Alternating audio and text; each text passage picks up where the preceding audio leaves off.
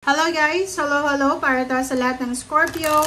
Scorpio, welcome dito sa aking channel, Kapalaran 888. Alamin natin kung anong messages, vibration, gabay energy para sa lahat. Thank you sa lahat ng mga nanunood dito sa aking channel.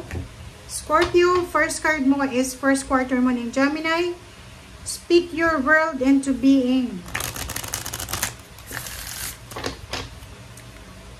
Wow, Scorpio.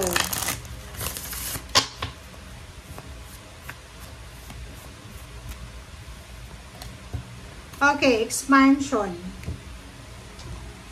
Okay, expansion.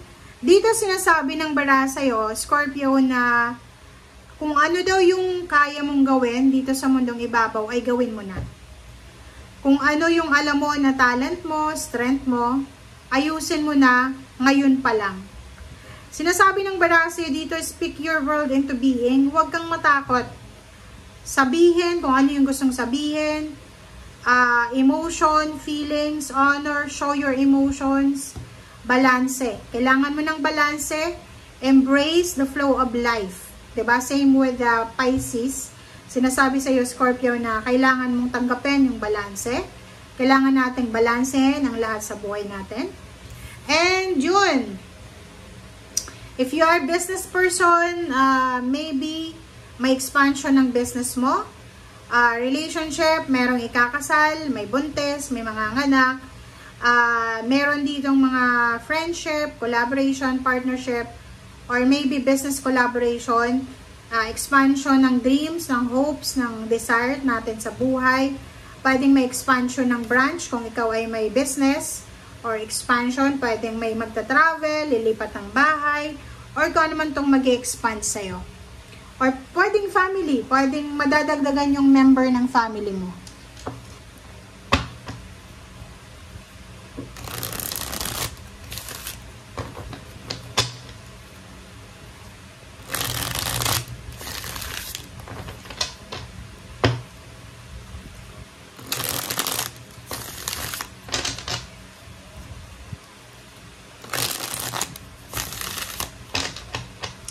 Okay, Scorpio.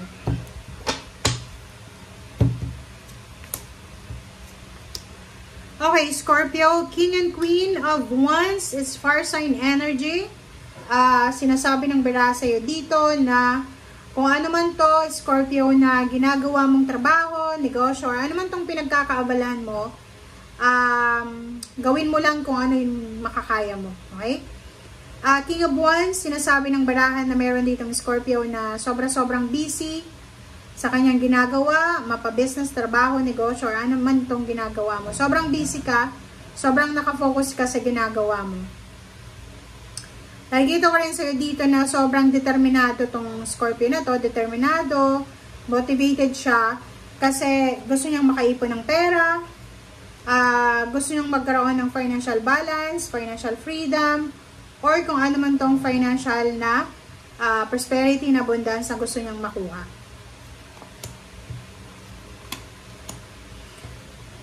Dito naman sa Scorpio na to, if you are experiencing mga insomnia na yan, depression, anxiety, sadness, loneliness, or ano man yan na na-experience mo, nararamdaman mo, sinasabi ng barahan na kailangan mong harapin yung nararamdaman mo na yan. Okay? Face your fears. Listen to your intuition. Makinig tayo sa ating intuition. Kailangan nating makinig sa sinasabi ng ating instinct, ng ating puso, ng ating isip. Huwag tayong matatakot na, yun nga, i-express ang ating emotion. Diba? So, dito sinasabi ng bara sa'yo, Scorpio, na kailangan mo daw proteksyonan kung ano yung meron ka sa ngayon. Una dito, maybe trabaho. Trabaho, love life, freedom. So, kung ano man to na meron ka sa ngayon, kailangan mo siyang alagaan. Yun ang sinasabi. Kung may trabaho ka, iwasan mo yung sobrang pag-absent.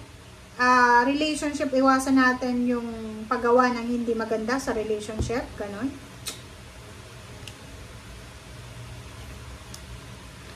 Okay, so dito sinasabi ng bara Scorpio na simula sa linggong ito, sobra-sobra yung kagustuhan mo o yung energy mo dito sobrang positive na magiging sobrang matipid ka, babalansin mo lahat ng expenses mo.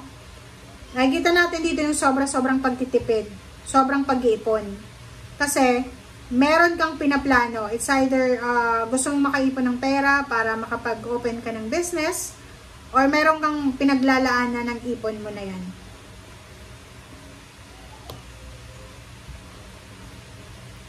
Okay, yun.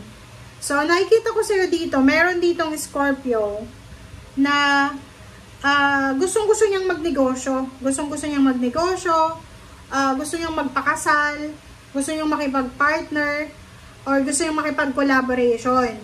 Ang problema lang, meron siyang nararamdaman na takot. Unang-una yung kasal dito.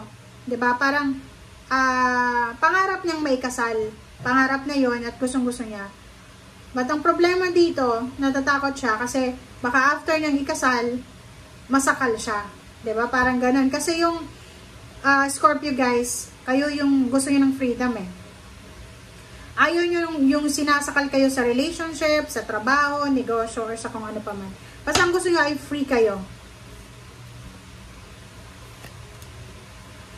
Wow! Congratulations! Ang galing! So, dito, sinasabi sa'yo ng baraha, Scorpio, stay positive, or parang sinasabi ng baraha sa'yo na stay committed. Stay committed sa kung ano yung plano mo. Kasi, yung Knight of Swords, it's a communication, or it's a good news, or confirmation, na yung pangarap mo, yung hinihintay mo, is either naghihintay ka ng pera, salary increase, higher position, new job, new career, change of career, change of location, basta kung ano man tong pinapangarap mo, sinasabi ng baraha sa'yo dyan na parating na to. Incoming na siya eh.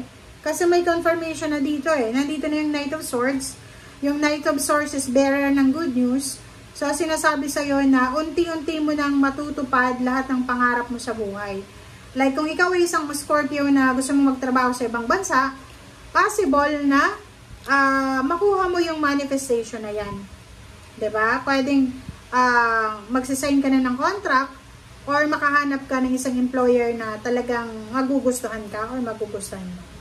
And sa end ng linggong ito, isang milagro, emotional miracle, or emotional magic ang posibleng mangyari sa'yo. So, maraming good news tungkol sa pamilya, relationship, sa pamilya like sa intimate, mag-asawa, mag-boyfriend, girlfriend, mag-live-in, nanay, tatay, siblings. Maraming good news dito na yun na nga, pwedeng minamanifest mo siya emotionally na posibleng dumating na sa'yo. Okay? Thank you guys for watching. Bye!